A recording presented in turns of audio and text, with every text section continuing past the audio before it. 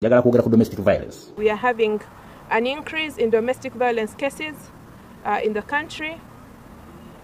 We have seen this across the globe, where we're getting reports that worldwide there is an increase in domestic violence cases, but particularly for Uganda, we're also seeing these cases. And so far, the domestic violence cases alone are 328 reported within the COVID time, and cases of neglect are 53. Cases of child desertion are 23. I think most of you, domestic violence, some of you have been abused, some of you have seen domestic violence, your mother's relatives, brothers, sisters, cousins, nieces, whatever. Abusive life. What are the dangers of domestic violence? What are the side effects of some of these challenges that we find in life? So when I'm going to talk about domestic violence, these are the key factors. So research 85% of the women are the ones who are actually affected by domestic violence, and 15% are the men. So it is a wide topic, but you need to understand that when Bambi Yogerako, we no go take it. Okay, at times Bagamba, domestic violence begins in families. You get me? Abasingo winyimanyi domestic violence attacking them family gam. Nabasingo winyo sango omuntu ngeri gye yisamu nenga character yisizamu eyo evudde makaga ojakulira. Semaka Rogers Besanyo omukozi mu kitongole ekikwasisa amateeka mu Kayunga Town Council mu district Kayunga yakubye mama w'abaana be Sara Nakalembe Emigo. Bakira mukuba mwetoloze ekyalo nga mulumiriza okubba embaata bbiri ezawakana azitunda.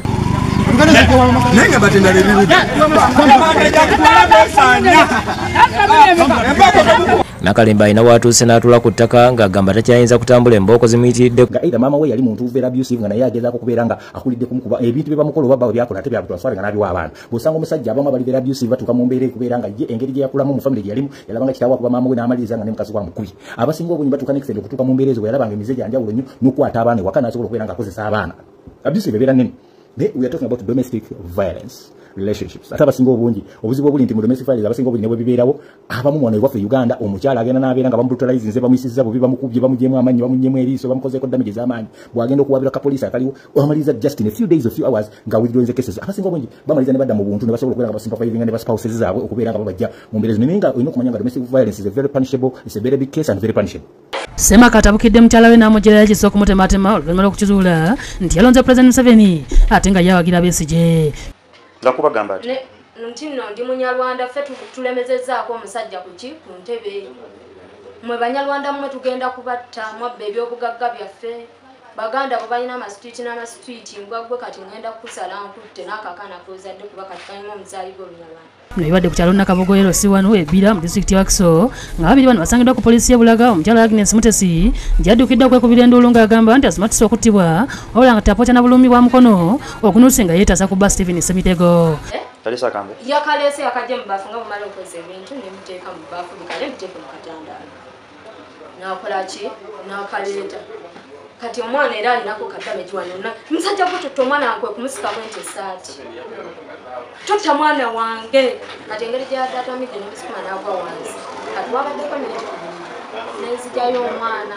Kati kwe kunkwate n'akwata bw'ati nayiti n'abinyweza ng'atuga.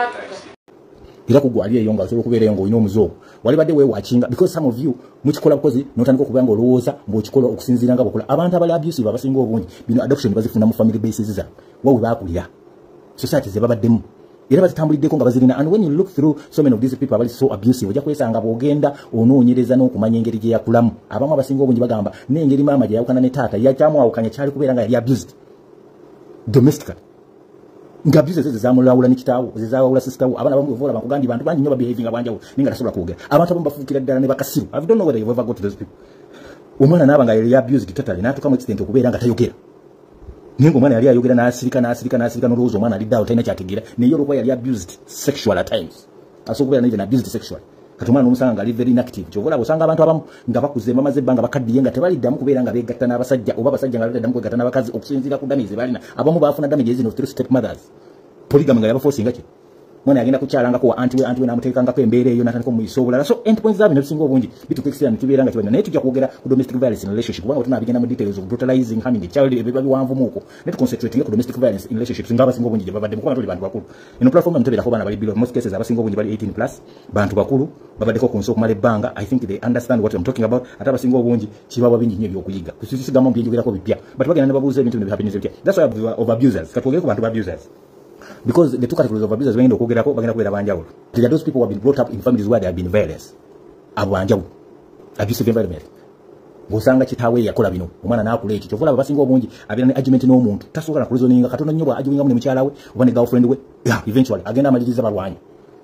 Tuzina kitokolo kyengera mu kisibo kudde mu kyekango lwaya DPS wa Jinja Road Julius Ayimisibo kuno butaka ide mukyala Anita namusoke nampubesa siku mukono we tukide mu kifo nga tuziba kunganya wabwero we kikomero kutegero kubadwa bula obedda gate nzigale defense wena kitokolo semugira shirafu ne sete we kitondo walakira kasite banyinde kumbiri yakuddewo bategeeza mu kisira kino namusoke bwe yatolida mu dwali ekisubi gyafulira obujjanjabi oba mukubi ekyo kintu kivanga abakyadopting okuva mu family bases zaabwe ze bakulira mu kyovola omuzungu akugamba that some categories of abusers ng'omuntu ekintu yakijja yakifuna bufunyo okuvira ku kitaawe nga yakirabanga akikola oba nga onomulala yakirabanga mama we alwana and this is how things are.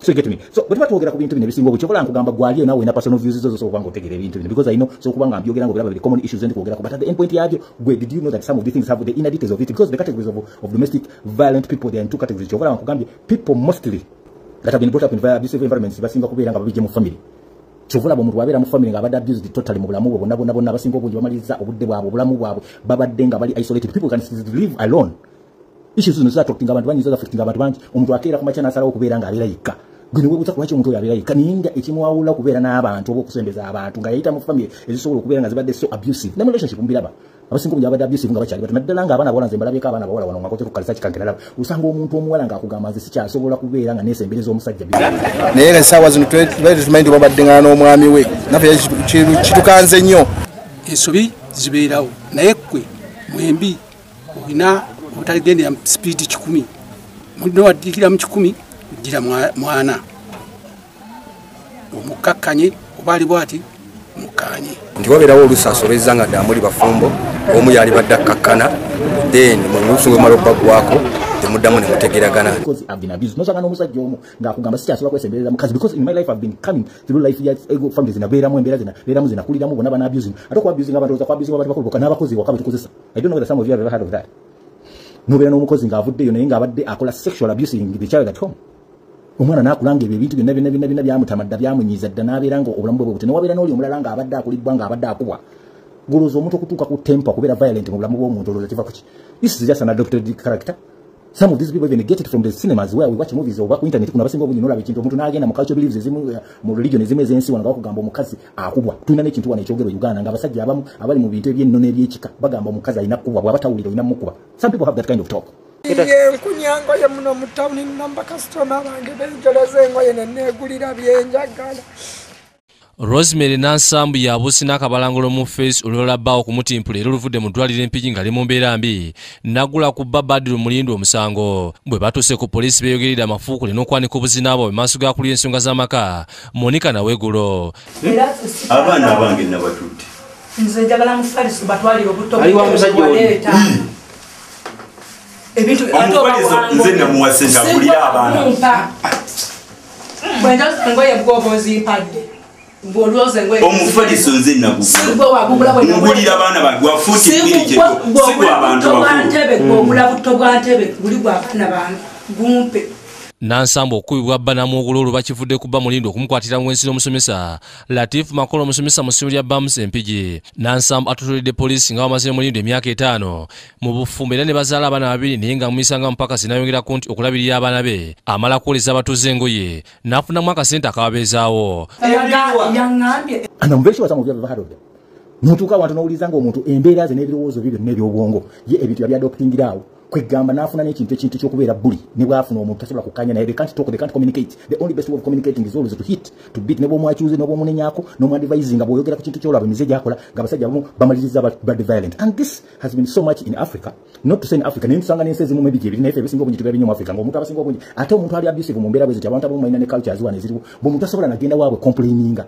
You get me? There are very many women who can say no gende wake woman ngamba musajja wuna ankuba abusing ankozesa bino ankaka kino ankola bwati neno tango bakanga family zimu zigamba ekyo kiri nnomo tebali yombo yabatutte gomba mu mbeera eno Nansambu agamba nti yamwaliza okufunayo omulenzi amuwaana kyokka yamulese mu nju ya Mulindwa abasinkanye w'amakolo eno Mulindwa ye abasanze n'abawuttula nasanga bali naked bonna ono yanga nti mbadde nno yengoye zange nankuba ekikonde nansamba munera muno mwonna munno naye nga mubadde mukyayagalana. Tumaze emyezi ena nga tetwegatta mu bufumbo oyo nwe nali namukowa olw'episaasi era nga bw'ajja ewaka atuusa mukolo agambye emyezi